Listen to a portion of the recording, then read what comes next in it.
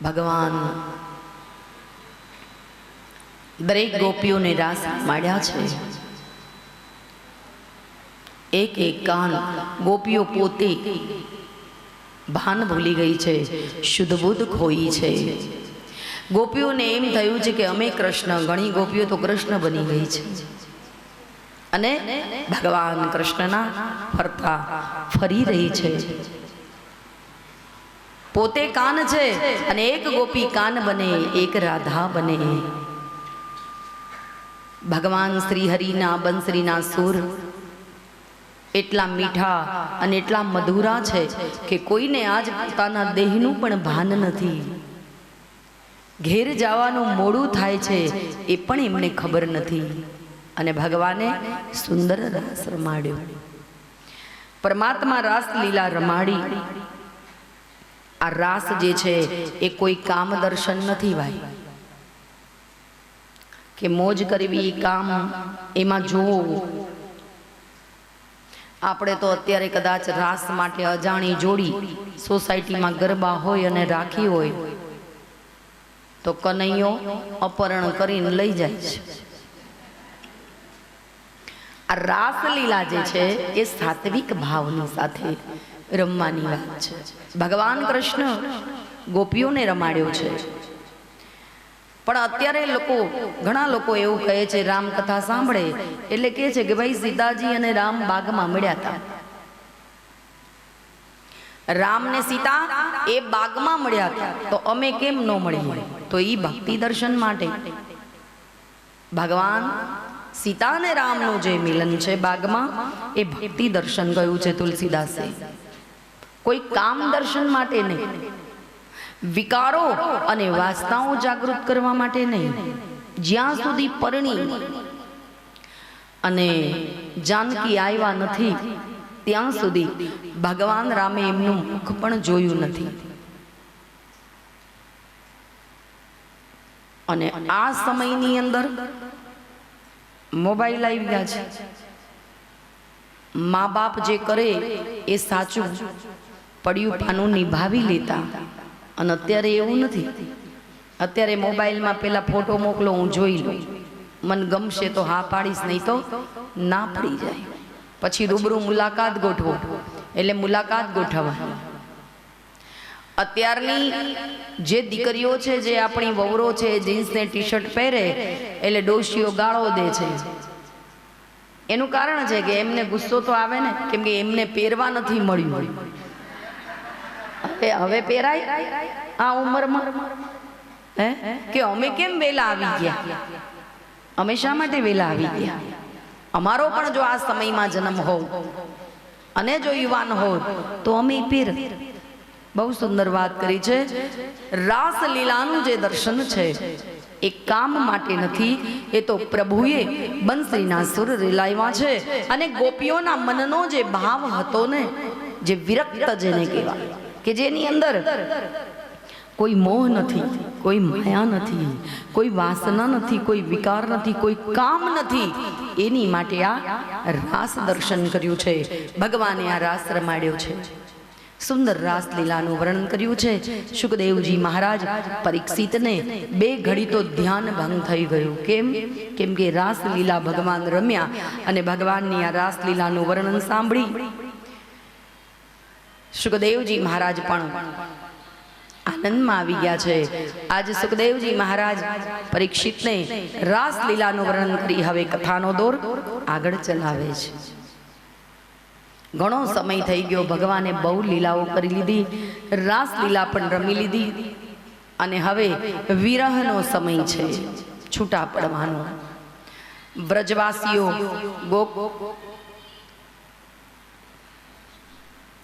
આજે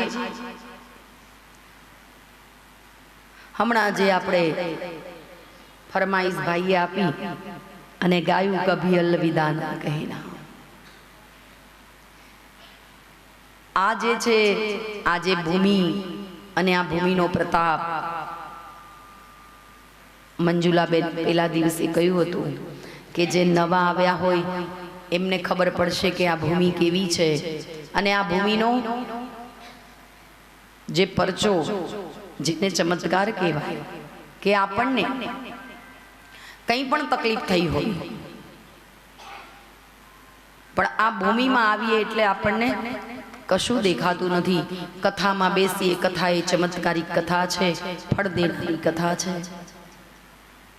7 દિવસનું ભાગવત આપણે સાંભળીએ ધ્યાનથી તો આપણને એમાં કંઈક ફલશ્રુતિ પ્રાપ્ત થાય. અહીં નહીં તો ઘેર જઈએ તો સારા સમાચાર મળે. અમારે એક મંડળ આવ્યું છે જે કલોલ, સાબરમતી ને બધા મારી સાથે જે બહેનો હતી એમનો દીકરો કેનેડા કે અમેરિકા ક્યાંક છે અને એ પહેલી જ વાર કથામાં આવે છે. અત્યારે બેઠા જ છે અને એમને કોકિલા કરીને છે એ સામે જ બેઠા છે. રસ્તામાં આવ્યા તો એમના દીકરાએ ફોનમાં એમને ગુડ ન્યૂઝ આપ્યા કે મમ્મી તું ક્યાં છે? બોલે હું તો કથામાં ઋષિકેશ જાઉં છું. તો બોલે મારે ગવર્મેન્ટ જોબ લાગી ગઈ છે. શું કહ્યું?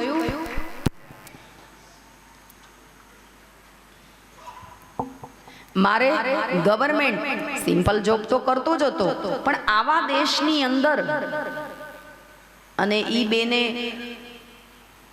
આની એક શ્રદ્ધા એવી છે બેન કોકિલાબેનની અને એની સાથે 2-3-4 બહેનો છે મારી સાથે. આખો દિવસ ને રાત જે અમે ત્યાં ગાડીમાં હતા તો સત્સંગ જ કર્યો છે. ને બીજી વાત કહી દઉં કે સોમવાર હતો, બીજા દિવસે 11સ હતી પણ એ 3-4 બહેનોએ પાણી નથી પીધું. બોલો, એ કે અમે ભાગવત કથા સાંભળવા આવ્યા છીએ, પહેલી વાર આવ્યા છીએ એટલે હવે આશ્રમમાં જ્યારે પહોંચીએ કાલી કમલી પછી જ અમે પાણી પીશું. ત્યાં સુધી મેં ઘણું સમજાવ્યા પણ કે ના માતાજી, નિયમ એટલે નિયમ, અહીંયા વગર આપણે કાંઈ કરવું નહીં. જે કાંઈ ફરાળ હતું એ બધાને વેચી માર્યું ગરીબોને, પોતે જમ્યા નથી. અને એટલે જ આ જ શ્રદ્ધાને આ જ વિશ્વાસે એમના દીકરાને હજી તો ટ્રેન પહોંચવા આવી ન આવી અને સવારના સૂર્યોદયમાં ફોન આવી ગયો કે મને ગવર્મેન્ટ જોબ મળી છે મમ્મી, હવે આપણે કોઈ ઉપાધિ નથી. ધન્ય છે આટલી શ્રદ્ધા પહેલી વાર જે આવે. અને અમારે 2023માં જે કથા હતી બેને રાખી હતી ત્યારે હું જ હતી વક્તામાં. ત્યારે અમારે પેલા વિઝા આવવાના હતા આ લોકોને, અમારા કપિલાબાના દીકરાઓને. તો એ મંજુબેને કહ્યું હતું કે તમારે આવી જશે, તમારે હવે રાહ ન જોવી પડે. તો એ ચાલુ કથામાં ઓર્ડર આવી ગયો કે ભાઈ તમારા વિઝા આવ્યા, આ તારીખે તમારે જવાનું છે. તો આ ચમત્કારિક કથા છે પણ જેને શ્રદ્ધા, અને એટલે તો એ કહે છે મંજુલાબેન, એટલે તો કહે છે કે ભાઈ આપણે અહીંયા આનંદ કરીએ. આનંદ તો પરમાનંદ, આનંદ જ કરીએ. ગાઈએ, હસીએ, બેસીએ, ઉઠીએ, ખાઈએ, ભોજન કરીએ, ગંગા ઘાટ જઈએ, બજાર ફરીએ. શા માટે? કેમ કે આપણે ઘેર આવું નથી કરવાના. ઘેર 3 કલાક ટીવી સામે નથી બેસતા અને કદાચ બેસીએ તો એ પાછું ઊભા થઈને કામ આવે તો દોડીને જઈએ છીએ. તો બહુ સુંદર વાત કરી છે કે ભગવાન આ કથાનું ફળ જે આનંદ છે, જેવા હૃદયના વ્યક્તિએ આ કથા કરી હોય આ ફળ દેનારી કથા છે, ચમત્કારિક કથા છે. મન, વચન અને કર્મથી આ કથા સાથે સક્રિય થઈએ, કથા સાંભળીએ તો ભગવાન આપણું દરેક કાર્ય પાર પાડે છે. આ કનૈયો છે ભાઈ, કનૈયો ઘણી કસોટી કરશે. સુખ આપે તો દુઃખ આપે છે, દુઃખ આપે તો પાછળ સુખ પણ આપે. પણ ભગવાનની પાસે આનંદ માંગજો. સુખ માંગશો તો દુઃખ આવશે પણ એકલો આનંદ માંગશો ને તો પછી સદાય અવિરત આનંદની અંદર રહેશો. ખૂબ સુંદર વાત કરી છે ભગવાન શ્રી હરિ. સમય વ્યતીત થઈ ગયો છે. ગોકુળમાં, વૃંદાવનમાં જે કઈ લીલાઓ પરમાત્માને કરવી હતી એ કરી લીધી છે. અને હવે ભગવાને કંસના હૃદયમાં પોતાના માટેનો ભય જાગૃત કર્યો છે. જે રામચંદ્ર ભગવાને પોતાના ગુરુને પ્રેરણા કરી એમ ભગવાન શ્રી હરિએ, ભગવાન કૃષ્ણએ જાગૃત કર્યા છે. કોને? પોતાના કાકા અક્રૂરને. અને આજ કંસ અક્રૂરને કહે છે, સભા ભરીને બેઠો છે, સભા ભરી છે અને બેઠો છે કે હવે શું કરવું? કેમ કે જ્યારે રામ તાડકાને મારી, સુબાહુને મારી, મારીચને ફણા વગરનું બાણ મારી 400 જોજન નાખી દીધો, સમંદર પાર કરીને આવી ગયા. એટલે રાવણને અંદર તો ખાતરી છે જ કે મારે મરવાનું છે, મારું મૃત્યુ નજીક છે. પણ તે છતાં ઘણા માણસો એવા વટવાળા હોય ને કે નીચે ન પડે, વટ એને વટ જ રાખે. એટલે રાવણ પણ એવો છે. કંસને ખબર છે કે જે બાળકથી ભવિષ્યવાણી થઈ છે, આકાશવાણી થઈ છે, એનાથી મારું મૃત્યુ નિશ્ચિત છે. તે છતાં પોતાનો અહમ જે કહેવાય એ છોડતો નથી. 10 હાથી જેટલું જેનામાં બળ છે એવા મહારથીઓને તૈયાર કર્યા છે. શા માટે? કૃષ્ણને લાવું છું હું. એ મહારથી ચારું પોતાના મલ છે, એમને કહ્યું છે કે તૈયાર રહેજો, ઓલા ગોવાળિયાને બોલાવું છું આપણા આ મથુરા નગરની અંદર. અને ત્યારે દરેક મહારથીઓ સભા પૂર્ણ કરી છે અને આ બાજુ કંસ અક્રૂરજીને બોલાવ્યા છે. અક્રૂર આવ્યા છે અને એમને કહ્યું છે જાઓ લઈ આવો એ ગોવાળિયાને. કૃષ્ણ જેમ વનવાસી શબ્દ રાવણ બોલતો એમ અહીંયા ભગવાન ગોવાળિયા છે, યાદવ કુળમાં જેનો જન્મ છે, એટલે એમને કંસ મર્યો ત્યાં સુધી ગોવાળિયો જ બોલ્યો છે, કૃષ્ણ નથી બોલ્યો. એની સભામાં કોઈને બોલવા નથી દેતો. એમ રાવણ પણ વનવાસી એ શબ્દ બોલ્યો છે. સુંદર વાત કરી છે કે ગોવાળિયાને લેવા, ભગવાન કૃષ્ણને લેવા અક્રૂર આવ્યા છે. અક્રૂર આવી અને પૂછી રહ્યા છે. બહુ સુંદર એક કાલ્પનિક જાણવા જેવી એક સુંદર કથા છે કે જ્યારે કોઈ સંતે, કોઈ કવિએ લખી હશે આ કથા કે જ્યારે પ્રવેશ કર્યો બ્રજ, ત્યારે ભીત ઉપર એક ચિત્ર દોરતી ગોપી, અને એ ચિત્ર દોર્યું છે કૃષ્ણનું, પણ એમાં કૃષ્ણના ચરણ નથી દોર્યા, એકલો કૃષ્ણ જ છે. સુશોભિત સુંદર રંગ પૂર્યા છે એમાં, પણ ચરણ નથી. ચરણ વગરનો કૃષ્ણ કેવો લાગે? એટલે અક્રૂરજીએ પૂછ્યું છે એ ગોપીને, કોણ છે તું? બોલે હું ગોપી છું. બોલે આટલું સુંદર ચિત્ર કૃષ્ણનું દોર્યું અને એમાં ચરણ નથી, એનું કારણ શું? બોલે મહારાજ, હું આપને ઓળખતી તો નથી, પણ મારા હૃદયમાં જે વાત છે એ હું તમને કહું છું કે જ્યારે આ કૃષ્ણ એવો છે, એવો લીલાધર છે કે જો હું એમના ચિત્રની અંદર એના ચરણ દોરું, આ એટલો નટખટ છે કે અમને છોડીને જતો રહે છે. ખબર નહીં ક્યારે અદૃશ્ય થઈ જાય, અમારાથી ક્યારે અમારા આંખથી ઓજલ થઈ જાય, અમને કંઈ ખબર પડતી નથી. અમે એને જાણી નથી શકતા. અને કદાચ આ ચિત્રમાં એના ચરણ મેં એટલે નથી દોર્યા કે એમને છોડીને ન જાય. પણ જો કદાચ હું આ ચિત્રમાં ચરણ દોરું ને તો ચિત્ર સહિત ઉડી જાય ને, એટલી એનામાં શક્તિ છે. એટલે હું ચરણ નથી દોરતી. કેટલો ભાવ છે ગોપીને, કેટલો ભાવ છે કૃષ્ણ પ્રત્યે. અને એક વખત ભગવાન વિષ્ણુ પાસે નારદજી ગયા. નારદજી કહે છે આ ગોપીઓ, આ બધી જે ગોકુળની ગોપીઓ ગાંડી છે આ કૃષ્ણની પાછળ, તે શું એ લોકોની ભક્તિ સાચી છે? અરે સાચી ભક્તિ તો હું કરું છું.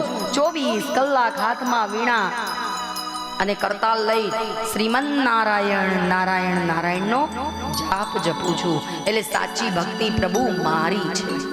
નારદને અભિમાન, બોલો. એટલે નારદ અહમથી કેવા લાગ્યા, ભગવાન કે જઈને જોઈ આવો કે સાચા તમે છો કે એ છે. સાચું ભજન મારું મને અંતકરણ અને હૃદયથી કોણ યાદ કરે છે, જાવ જોઈ આવો. નારદ કે શું કહું જઈને?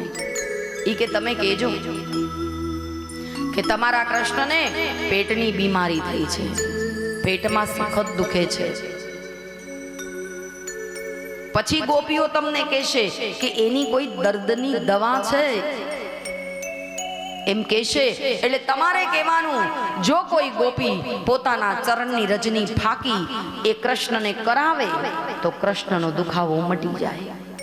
અને પાછા એમ પણ કહેજો કે જે ગોપી પોતાના ચરણના રજની ફાકી કરાવે એ કુંભી પાપ નરકમાં પડે.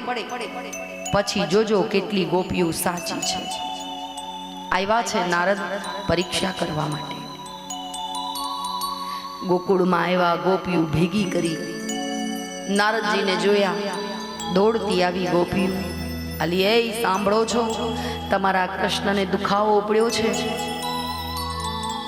અતિ ત્રસ્ત છે, ઘણું દુઃખ છે એને. ગોપીઓ રડવા લાગી. મહર્ષિ, અમારા કૃષ્ણને પેટમાં દુખે? બોલે હા. તો ધન્વંતર વૈદ તેડાવો. બોલે વૈદ આવી ગયો, પણ એણે કંઈ ન કર્યું, ન મટાડી શક્યા. તો હવે એનો કોઈ ઉપાય છે? અમને કહો. અત્યારે નારદજી ગોપીઓને કહે છે કે તમારા ચરણની રજ, તમારું પગલું જ્યાં પડે એ ધૂળ લઈ અને એની પડીકી વાળો, અને એ ગોપી જો એની ફાકી કરાવે તો એને મટી જાય. પણ એક શરત કે કુંભી પાપ નરકમાં એ ગોપી પડે. એટલે બધી ગોપીઓ ગાંડી છે એના પાછળ પ્રેમમાં. દરેક ગોપીઓ એના પ્રેમમાં પાગલ છે. દરેકે પોતાના ચરણની રજની પડીકીઓ વાળી ઢગલો પડીકીઓ લઈ લીધી, પોટલું વાળ્યું અને કહ્યું કે જાઓ હવે. એ કે તમે ગાંડી થઈ ગઈ છો? અરે મેં તમને કહ્યું કે તમારા ચરણની રજની ફાકી જો કૃષ્ણ કરશે તો એ તમે કુંભી પાપ નરકમાં પડશો. તમને ખબર છે કુંભી પાપ નરક એટલે શું કહેવાય? ત્યારે દરેક ગોપીઓએ એક જ જવાબ આપ્યો છે કે મહર્ષિ નારદ, કદાચ જો અમારા કૃષ્ણને અમારા ચરણના રજની ફાકી કરાવીએ અને જો અમને કદાચ કુંભી પાપ નરક નહીં પણ જન્મો જન્માંતર સુધી નરક ભોગવવા અમે તૈયાર છીએ, પણ અમારા કૃષ્ણને કાંઈ થવું ન જોઈએ. આ સાચી કૃષ્ણ ભક્તિ છે અને સાચો કૃષ્ણ પ્રત્યેનો પ્રેમ છે. ખાલી ઠાકોરજીને વાઘા પહેરાવી દીધા ને મોરલી આપી દીધી ને દૂધ આપી દીધું ને આ પ્રેમ નથી. પોથી પટપટ જગमुआ पंडित भयान कोई, एक ढाई अक्षर प्रेम का पढ़े सो पंडित हो. अઢી અક્ષર પ્રેમ જોઈએ છે ભગવાનને, બીજું કાંઈ નથી જોઈતું. અને ભાવથી એનું ભજન કરો, ભાવથી એની ભક્તિ કરો તો પરમાત્મા મળી જાય છે. અક્રૂરજી કહેવા છે. શું પ્રેમ છે કૃષ્ણ પ્રત્યેનો. ગોપીનું આ ચિત્ર જોઈ અને પોતે પણ પોતાનું હૃદય દ્રવી ઉઠ્યું છે કે વાહ, શું કૃષ્ણને લોકો માને છે.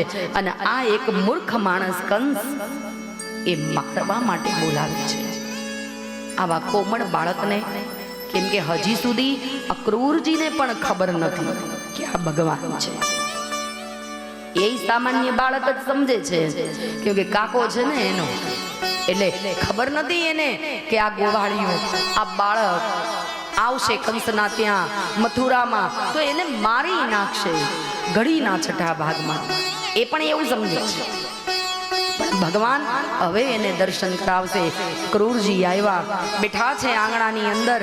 નંદ બાવાનું ઘર પૂછતા આવ્યા, બેઠા છે, સ્વાગત કર્યું છે, એમનું સન્માન કર્યા છે. નંદ રાણી નંદ બાવાને કહ્યું છે લેવા આવ્યો છું. એમના મામાએ તેડું મોકલ્યું છે, એટલે મથુરા લઈ જવા માટે કૃષ્ણ અને દાઉ બંનેને લેવા આવ્યો છું. આપ મોકલો એમને. રામાયણમાં આ જ રીતે રાવણનો વધ કરવા માટે ગુરુ આવ્યા છે. વિશ્વામિત્ર રામને લક્ષ્મણને લેવા માટે, દૈત્યોનો નાશ કરવા માટે, દૈત્યનો ઉદ્ધાર કરવા માટે, કંઈક ભક્તોના ઉદ્ધાર કરવા માટે, અને આજ અક્રૂરજી લેવા છે. અને ત્યારે નંદરાણી રડી રહી છે, જશોદા રડી રહ્યા છે કે મારા દીકરાને, કેમ કે ખબર છે બધી વાત સમજાવી છે કે મારા દીકરાને મારી નાખશે, એ મારો ભાઈ નથી. માટે હે અક્રૂરજી, પાછા જતા રહો. બેન, હું જો કદાચ મારે જરૂર હોત ને તારા દીકરાની તો વાંધો નહોતો, પણ હું મારી મરજી નથી ચાલતી. મને કંસે મોકલ્યો છે ને કંસ એ મથુરાનો રાજા છે, હું એની રૈયત છું. આજ પ્રજાને રાજા હુકમ કરે ને એમ કરવું પડે. માટે બેન, તૈયાર કરો એમને, રથમાં બેસાડો. બહુ સુંદર વાત કરી છે. એક માં જન્મથી લઈ અને જેનું બાળપણ કેટલું સુંદર છે, જેનું ચરિત્ર કેટલું સુંદર છે, કેટલો રૂપાળો છે એનો દીકરો, અને આજ એ દીકરો જઈ રહ્યો છે. માની આંખમાં અશ્રુ છે. આજ મારો લાલો પાછો ક્યારે આવશે? રડી રહી છે યશોદા. નંદ બાબા કહે છે ધ્યાન રાખજો, તમારા ભરોસે હું મારા બંને દીકરાઓને મોકલું છું. એમનો ક્યાંય વાળ વાંકો ન થાય. ભલે હું છું નંદ બાબા, હું એમનું ધ્યાન રાખીશ. આવડા મોટા મોટા મલો છે, 10-10 હાથી જેટલું જેની બાહુમાં બળ છે એવા મહારથીઓ છે. કંસનો અમને ભરોસો નથી, અને મારો લાલો જન્મ્યો ને તો અત્યાર સુધી એની માથે આફતો જ આવી છે. માટે મહારાજ ધ્યાન રાખજો. રથમાં બેસાડ્યા. ગોપીઓને ખબર પડી, ગોકુળમાં ખબર પડી કે ભગવાન જઈ રહ્યા છે. નંદ બાબા, યશોદા, આ દરેક એક જ વાત છે કે અમને છોડીને, અને કૃષ્ણ ગયા છે પછી પાછા નથી આવ્યા, પછી નથી આવ્યા. ગોકુળિયું ગમતું નથી, યમુના ખારી જાય પછી આ વાલા હારે વેર સે સિદ્ધને કરા. અમને નથી ગમતું. અમારા કૃષ્ણ વગર શા માટે લઈ જાઓ છો એ કંસના હાથે કોળીઓ કરવા? છોડી દો અમારા કૃષ્ણને. કહેતા હોય તો અમે આવીએ. ગોપીઓ રુદન કરી રહી છે, અને રાધાનો ક્યાંય સમાજ નથી. આવડું મોટું ભાગવત છે, 18,000 શ્લોકોનું, 12 સ્કંદ છે, 381 અધ્યાય છે, પણ ક્યાંય રાધાનો ઉલ્લેખ નથી. ક્યાંય ખાલી રાધા એવા છે, કૃષ્ણ જઈ રહ્યા છે વ્રજ છોડી અને ગયા છે, એટલે વ્રજમાં હવે ગમશે નહીં. ઘણું બધું કહ્યું છે, કૃષ્ણને મીઠો ઠપકો આપ્યો છે, કનૈયા આજ સુધી તે આનંદ કરાવ્યો છે. અહીંયા થયો છે, તારા ભરોસે અમે અમારું જીવનના દિવસો વ્યતીત કર્યા છે. મોંઘા મૂલો આ દિવસો અમે વ્યતીત કર્યા, અને હવે તું જઈ રહ્યો છે અમને છોડીને. ઘણો ઠપકો આપ્યો છે. અયોધ્યામાંથી રામ જ્યારે ગયા ને ત્યારે, અયોધ્યા નગરીમાંથી રામ ગયા ત્યારે અવધવાસીઓ રથના પૈડા આગળ સૂઈ ગયા છે. નહીં જવા દઈએ, તમારા વગરનો દિવસ અમારો બહુ વહમો જશે. આ વિદાય અમને નથી ગમતી. ભગવાનને આપણે આપણી આ કથા મોકલવા નથી, આપણે બપોર પછી મોકલીશું. ભલે રેતા એ લગ્ન કરીને જાય ને, લગ્ન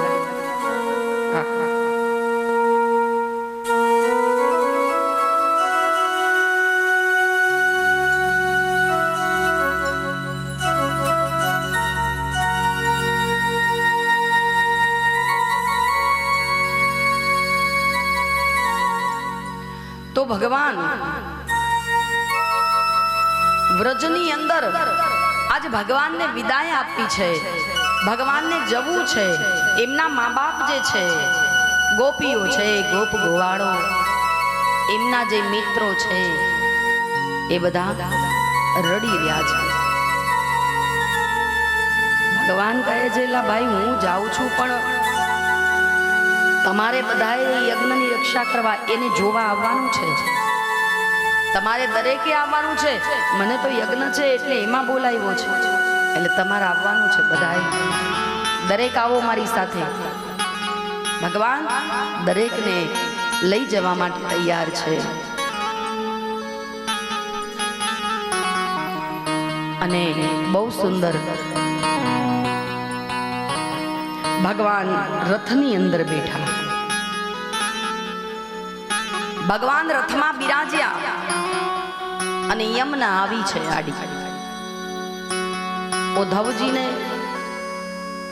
ભગવાનને કહ્યું છે કે પ્રભુ સ્નાન કરવું છે, હવે અહીંયા યમુનામાં સ્નાન કરી લઈએ. ભગવાન કે ભલે. સ્નાન કરવા ઉતર્યા છે નીચે. ભગવાન સ્નાન કર્યું, અક્રૂરજીએ કર્યું છે, દાઉએ કર્યું છે. સ્નાન કરવા ગયા. પોતે જ્ઞાની જ છે. એકલું જ્ઞાન સારું નથી. ખાલી જ્ઞાની થોડી જાણકારી મળે. ગંગા સતીએ બહુ સરસ કહ્યું છે,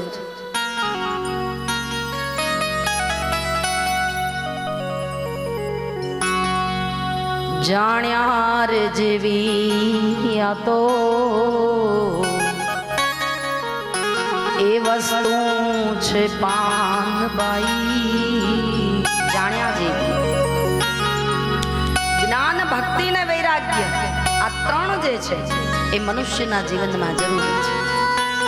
એકલું જ્ઞાન નકામું, ભક્તિ નકામી, એકલું વૈરાગ્ય, સમર્પણ, ત્યાગ એ પણ નકામું. ત્રણ વસ્તુ જોઈએ. મંદિરમાં દિવાળી છે, બાર એક ભિખારી બેઠો છે મંદિરની બહાર. પોતે તો ભીખ માંગી અને પોતાનું 12 મહિના ગુજરાન ચલાવે છે, પણ એ આજ વિચાર કરે છે કે 12 મહિનાનો તહેવાર ને મારે કંઈક ભગવાનને ધરાવવા જવું છે, પણ મારી પાસે કશું છે નહીં, તો ક્યાંથી લાવું? હું તો ભીખ માંગીને બધું કરું છું. એટલે એક બાઈ આપી. એ બાઈએ એને વસ્ત્ર આપ્યું કે ભાઈ લે આ વસ્ત્ર, તારે કામ લાગશે, આજ દિવાળી છે. એટલે એને મૂકી રાખ્યા. અને કદાચ આજ દિવાળી છે, સુપર દિવસ છે આજે, તો જઈને ભગવાનના ચરણોમાં અર્પણ કરી આવ્યું. ભલે બે વસ્ત્ર મૂકી રાખ્યું છે. બીજો એક ભાઈ આવ્યો. એને થોડા ફળ આપ્યા કે લે આ ફળ, દિવાળી છે, ભગવાનના ચરણોમાં મૂકી આવું. ત્રીજી એક વ્યક્તિ આવી. એને પુષ્પ આપ્યા, હાર આપ્યા કે લ્યો આ અમારી ફૂલવાડીમાંથી હાર બનાવીને લાવ્યા છીએ, તો તમે ભગવાનને અર્પણ કરો. ત્રણેય જણની વસ્તુ એક સાથે ભિખારી મંદિરમાં જઈ અને ભગવાનને અર્પણ કરીને બહાર આવ્યો. પેલા ત્રણેય જણા સામે ઊભા હતા.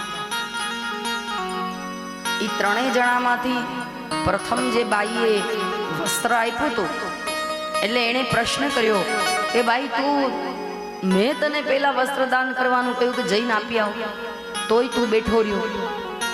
પેલો ભાઈ કે છે બીજા નંબરે હું આવ્યો, તને ફળો આપ્યા, તોય તું બેઠો રહ્યો. ત્રીજા નંબરે મેં તને પુષ્પ આપ્યા, તોય તું બેઠો રહ્યો. અમારા ત્રણની વસ્તુ એક સાથે તું અર્પણ કરવા ગયો ભગવાનને, આનું કારણ સમજાવ. ત્યારે ભિખારી બહુ સુંદર કહે છે.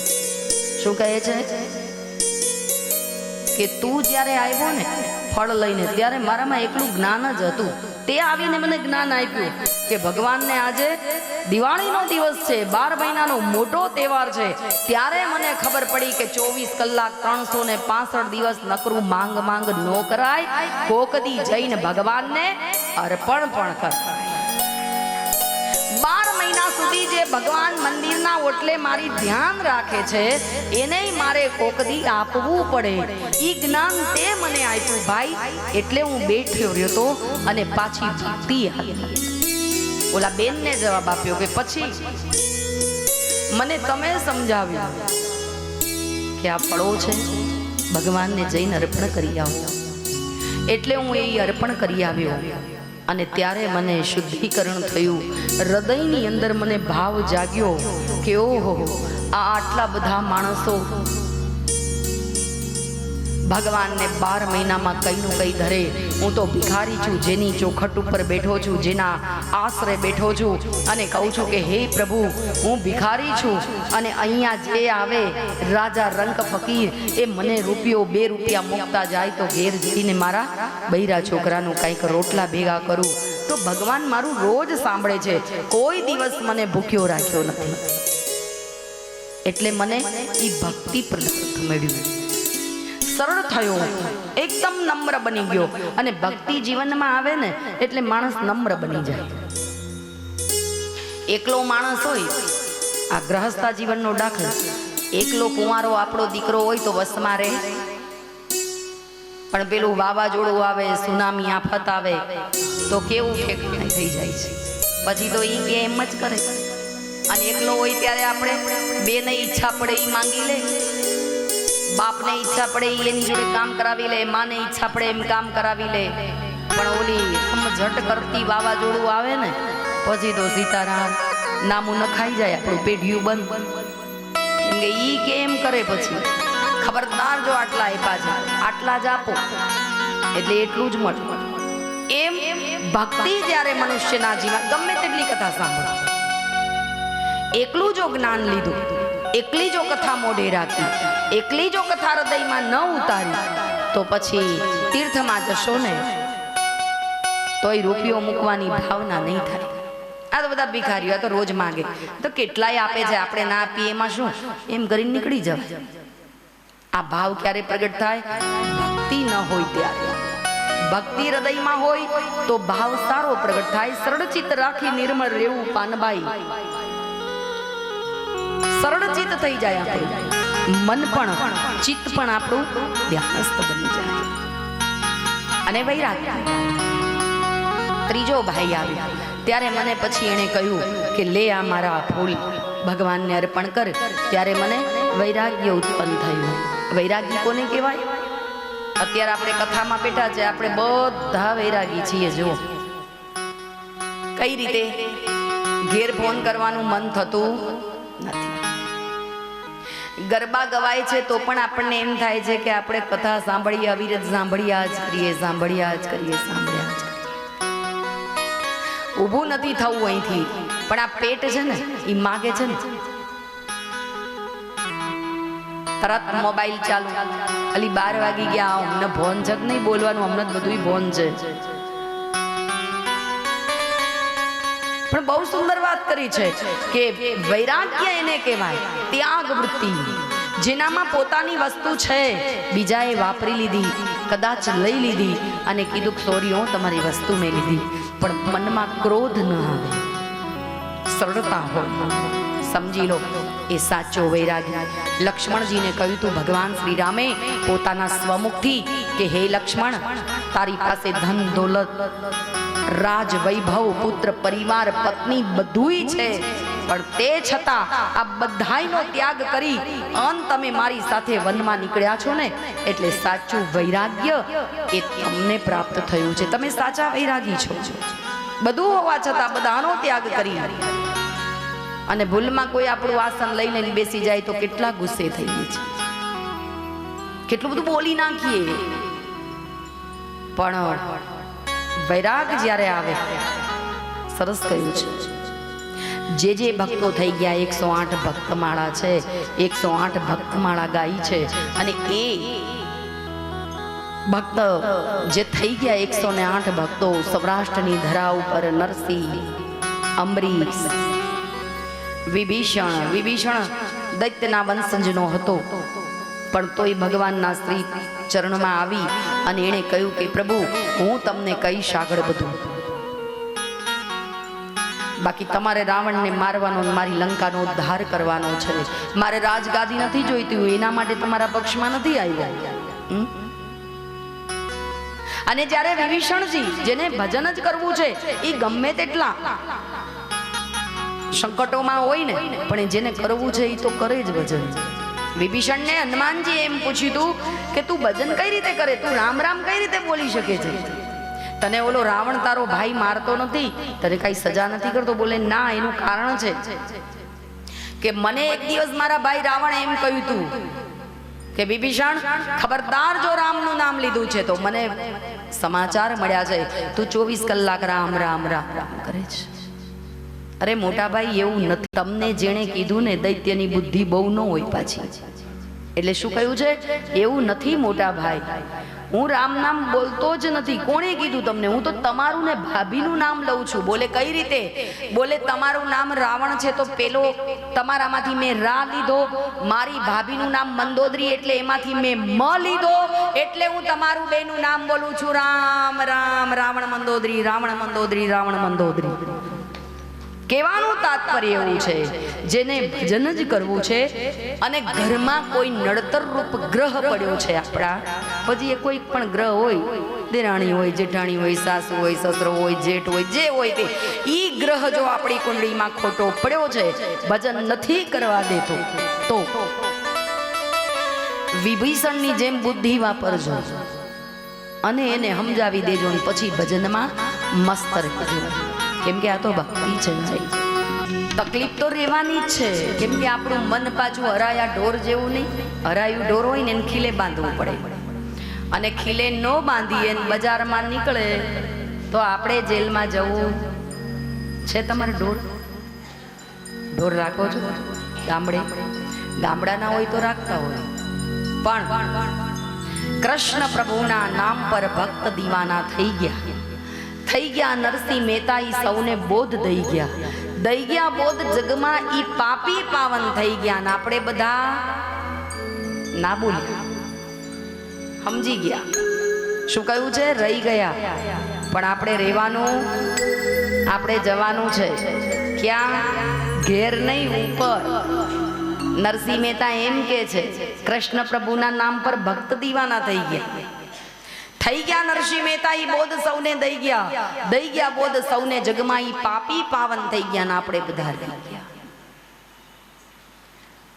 એક જ કથા સાંભળવાની વાત કરી છે. હમણાં બેને બહુ સરસ કહ્યું કે વારે વારે આપવું પડે ઋષિકેશ. કોક ચમત્કાર કરવો હોય જીવનની અંદર, કંઈક ચમત્કારો કરવા હોય તો આવવું પડે, એવું વાત કરી વારે વારે.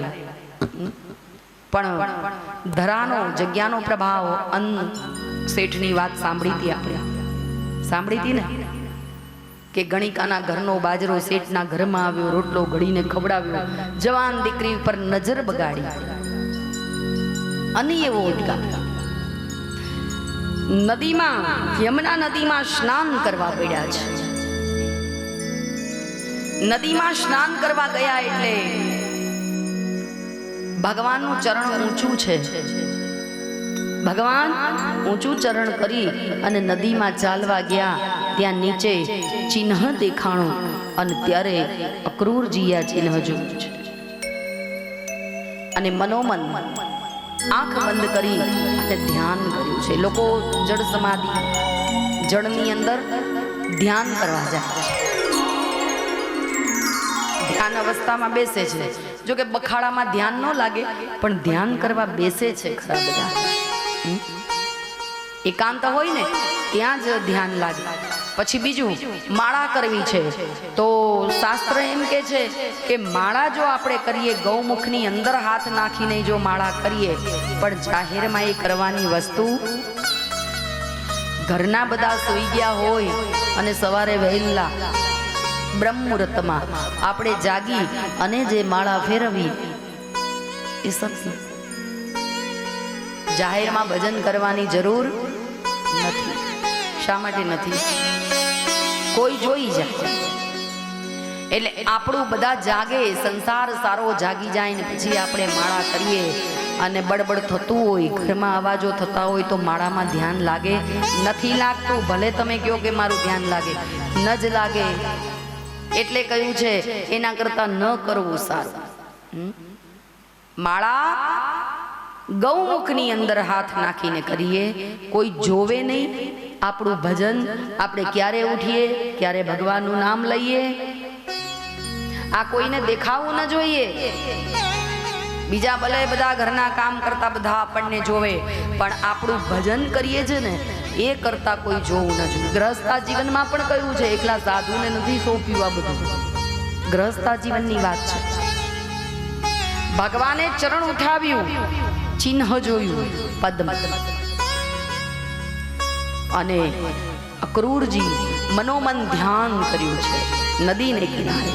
સવારનો સૂર્યોદય, ચોથો પ્રહર, ઋષિ મુનિઓ સ્નાન કરે એ સમય છે, અને એ સમયે ધ્યાન લગાવી અને યમના કિનારે બેઠા છે કે આ કોણ છે, આ બ્રહ્મ છે કે સામાન્ય ગોવાળીઓ છે, એ જોવા માટે ધ્યાન કર્યું. અને ભગવાન ચતુર્ભુજ નારાયણનું દર્શન થયું અને નક્કી કરી લીધું કે આ તો સ્વયં કૃષ્ણ પરમાત્મા છે. આને મારવા માટે હું લઈ જાઉં છું ત્યાં મથુરામાં, અને મને જ બનાવ્યો નિમિત્ત કે અક્રૂર લેવા આવે અને કૃષ્ણને લઈ આવે અને એના હાથે વધ થાય. બહુ ખોટું થયું. આ તો સ્વયં, હું તો એમ સમજતો કે આ તો નાનું બાળક છે, એક ગોવાળિયો છે, પણ એની જગ્યાએ આ તો સ્વયં પરમાત્મા નીકળ્યા. હે પ્રભુ, કૃષ્ણની આગળ ગયા છે, સંવાદ કર્યો છે, માફ કરજો, મારી ભૂલ થઈ ગઈ છે કે હું તમને લઈ આવ્યો. મારે કંસની વાત નહોતી માનવી, કંસના હાથે મરાઈ જવું તું, પણ મારા પ્રભુને આજ મુશ્કેલીમાં મેં મૂકી દીધા. અક્રૂરજી બે હાથ જોડી ભગવાનની સન્મુખ ઊભા છે. કેવો એ બાપા, બહુ સરસ કહ્યું છે કોઈ સંતે કે લોક દર્શન કો ચલાએ. આપણા ઘેર આપણું બાળક એવું હોવું જોઈએ, આપણો ઘર પરિવાર એવી રીતે રહેવો જોઈએ. લોક દર્શન કો ચલાએ સુહાના હો તો ऐसा हो, राम दशरथ के घर जन्मे घराना हो तो ऐसा हो, बनाकर बैस जोगी का सिया को ले गया रावण, मिटाया वंश सब अपना दीवाना हो तो ऐसा हो. रावण जेवा बनજો. रावण कई खराब नहोतो, आ कोईने आवड़े नहीं ने कथा, અને બેસી જાય ગાદી ઉપર અને પછી ખોટે ખોટું બોલે રાખે કે રાવણ, અલા રાવણ સીતાને શા માટે ઉપાડીને જાય, શા માટે એનું હરણ. બહુ સરસ તુલસીકૃત રામાયણમાં લખ્યું છે કે જ્યારે રાવણે ભક્તિને પોતાના ખંભે નાખ્યા છે ત્યારે એમ કહ્યું છે, એ માં ભક્તિ, હું તને લઈ જાઉં છું માં મારો ઉદ્ધાર કરવા માટે, પટરાણી બનાવવા નહીં. ક્યાંય શાસ્ત્રમાં એવું નથી લખ્યું. મને બતાવજો કોઈ પણ રામાયણમાં લખ્યું હોય તો કે રાવણ સીતાનું હરણ કરીને ગયો અને એમ કહ્યું તને મારી પત્ની બનાવવાની છે. જગદંબા છે બાપ, શક્તિ છે, જગત જનની છે, જગત જનની, जनक सुता जगत जननी जानकी, अतिशय प्रिय करूं ना निदान की. ये पत्नी कोनी है? अखिल ब्रह्मांड राज राजेश्वर राघवेंद्र ની એ પત્ની છે. તાકાત નથી એ રાવણની. એક આંખનો પલકારો કરે તો બળીને ભસ્મ કરી નાખે રાવણને. શું વાત કરો છો? ઈ કાઈ લક્ષ્મણ રેખા ઓળંગી અને સીતાજી ગયા અને પછી ખેંચીને લઈ ગયો ન લઈ જઈ શકે. પણ માની મરજી હતી ને ભાઈ, માની મરજી હતી કે હું આમ કરીશ તો જ આ પાપીનો ઉદ્ધાર થશે. એટલે માય નીકળી ગયા છે બહાર. લક્ષ્મણજી રેખા હતા ઈ આપણને સમજાયું છે. આ બધા જે ઉલ્લેખો છે ને ઈ આપણા માટે છે, ગૃહસ્થ જીવન માટે. કે સ્ત્રી જેટલી પોતાની મર્યાદામાં રહે, લક્ષ્મણ રેખામાં રહે એટલી હારી લાગે. પણ એની બહાર નીકળી જાય એટલે પછી આ પાઘડીઓ પહેરતા હોય ને એ બધાની છૂટી જાય, પાઘડીઓ ઉતરી જાય એથી. શા માટે? ખબર નથી. એક ગામમાં એક નગરમાં એક રાજા હતો. એણે એવું બીડું બહાર પાડ્યું કે ભાઈ રોજ મારી સામે આ નગરમાં છે કોઈ એવી પ્રજા, કોઈ એવો બહાદુર, કોઈ એવો મર્દ કે મારી સામે મૂછે તાવ દઈ ખોખારો ખાઈ અને રોજ મારી ડેલી આગળથી પસાર થાય, આવું બીડું બારી. ત્યારે એક યુવાન આવ્યો. એ યુવાન આવ્યો એટલે એને બીડું ઝડપી લીધું અને કહ્યું, મહારાજ, હું તમારી સામે રોજ મારા મૂછે તાવ દઈશ અને ખોખારો ખાઈશ. શું કહ્યું રાજાએ? કે હજી એ પાછો વળી જા, તું એક દિવસ આ કાર્ય નહીં કરી શકે. બોલે, નહીં, મેં નક્કી કરી લીધું છે કે રોજ તમારી સામે એને રોજ 1 સોના મરદાના. કહેવાય છે કે રાજા રોજ ડેલીએ બેઠો હોય અને ત્યાં મૂછે તાવ દઈ ખોખારો ખાઈ અને 1 સોનામર ઇનામમાં લઈ અને પેલો યુવાન રોજ નીકળે ત્યાંથી. 2-5 વર્ષના વાણા વીતી ગયા. આ બધું 2-5 વર્ષ ચાલ્યું. યુવાનના લગ્ન થયા. પછી એના ત્યાં પ્રથમ ભગવાને દીકરી આપી. જે દિવસે એના ઘેર દીકરીનો જન્મ થયો એટલે થોડા કામમાં હશે, દેખાણો નહીં. નગરમાં રાજાએ સિપાહીઓને કહ્યું કે ભાઈ, આ દેખાતો બંધ થઈ ગયો છે, આપણા નગરની શાન છે, આવો મર્દ ક્યાં મળે, જાઓ જુઓ શું કરે છે. સિપાહીઓ પકડી લાવ્યા યુવાનને, મહારાજની સામે પ્રગટ કર્યો. યુવાન, તું દેખાતો બંધ થઈ ગયો, શું થયું? કોઈએ ડરાવ્યો, ધમકાવ્યો, કોઈએ માર્યો? બોલે, ના મહારાજ, મને કોઈએ ડરાવ્યો, ધમકાવ્યો નથી, પણ મારે ત્યાં દીકરીનો જન્મ થયો છે. હવે મારી દીકરી મોટી થઈ, મારી પાઘડી રાખે કે ઉછાળે મને કોઈ ભરોસો નથી, એટલા માટે હું દેખાતો બંધ થઈ ગયો. હવે હું બાપ બન્યો, મારે દીકરીનો બાપ, એટલે મૂછે તાવ ન દેવાય. દીકરી સારી પાકે ને ભાઈ, તો જ બાપ ઊંચું મસ્તક રાખી 5 માણસની વચ્ચે ઊંચું મસ્તક રાખીને સભામાં બેસીને છટાથી બોલી શકે. પણ જો દીકરી ખરાબ પાકે, કેમ કે સિનેમા તેરી ફેશનને બિગાડા જમાના. હજી એ પ્રેમાનંદનું પ્રકરણ ચાલે છે ભાઈ. ખાલી એટલું જ બોલ્યા કે વસ્ત્ર ટૂંકા પહેરે છે, પવિત્ર શુદ્ધ દીકરી નથી, કન્યા નથી. ખોટું તો શું બોલ્યા છે? કોઈ ખોટું નથી બોલ્યા. પણ જગત છે, 100% વસ્તી સાધુ સંત બોલશે, કાંઈક સારું કરશે, આ જગતને કાંઈક. પણ કળિયુગ છે, કળિયુગમાં કોઈનું ચાલશે નહીં. બહુ સરસ ગાયું છે. આગળના યુગમાં તમે નહોતું જોયું તે તમને એ આ કળિયુગમાં દેખાશે. ગુરુ પ્રતાપે ગાય ગોવિંદ રામ, એ પાખંડ હશે તે પૂજાશે. અમે રાડો પાડી અને ગમે તેટલી વાત કરી કે સાચા છે, પણ તોય જગત પાછું ક્યાંક કોઈ બીજી દ્રષ્ટિએ જોઈ જાય. ના કે આ તો બધું ખોટું છે. પાખંડ પૂજાશે, સત્ય હશે એ મરી જશે ભાઈ. કળિયુગ છે અને કળિયુગમાં આ થશે. હજી તો આ બહુ સારો દેશ છે, હજી તો બહુ સારો સમય ચાલે છે. કલિયુગ આવ્યો છે, પારણિયામાં પોડ્યો છે, અને એટલે ઢોલ નગારા ત્રાસા વાગ્યા છે કે મારી નગરીમાં પધાર્યા, મારે ઘેર પધાર્યા. મારી નગરીમાં ડંકો વાગ્યો ને મારે ઘેર પધાર્યા. આજે 6 વગાડ દેવા છે. 6 વાગે વિરામ કર્યા. હવે ખાવું છે ને આજે ભેગું, આમને એક ટાઈમનું રસોડું. હા, અને મને વિશ્વાસ છે શ્રોતાઓ તમારી ઉપર, કેમ કે હમણાં મંજીબેને પેલા દિવસે કહ્યું હતું, પેલા દિવસે 3જા કે 4થા દિવસે એવું બોલ્યા હતા ભાઈ, 3જા કે 4થા દિવસે બોલ્યા હતા કે તમને બધાને કથા મળે તો ખાવાનું યાદ કરો. એવા કેમ કે તમે આ વખતે ઘણા બધા નવા ચહેરા આવ્યા છે બેન, ઘણા બધા, અને એ લોકો કથાનું પૂર્ણ, આ જે બધું ઓડિયન્સ છે ને એ બધું કથાનું ઓડિયન્સ છે. એટલે કદાચ 6 વગાડી હું તો તૈયાર છું. મને કોઈ તકલીફ છે આપણે એવું નથી કે ભૂખે ન હોય ભજન ગોપાલાન લે લે, ના ના, આપણે તો કંઠી માળાય પહેરીએ, ભૂખ્યાય રહી શકીએ.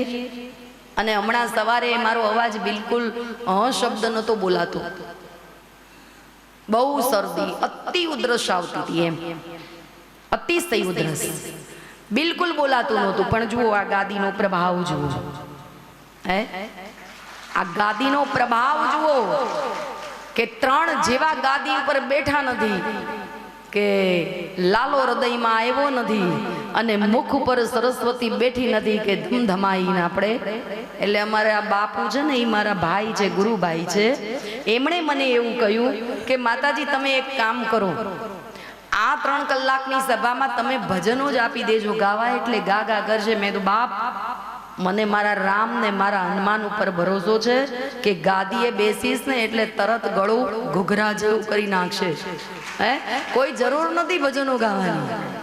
એટલે મને ભાઈ શ્રી બળદેવભાઈએ કહ્યું કે તમે ઓડિયન્સની રજા લો, પણ ઓડિયન્સની રજા લેવા જેવી છે જ નહીં. ઓડિયન્સ ચાહે છે કે કથા કરો, ઓડિયન્સને ગમે છે.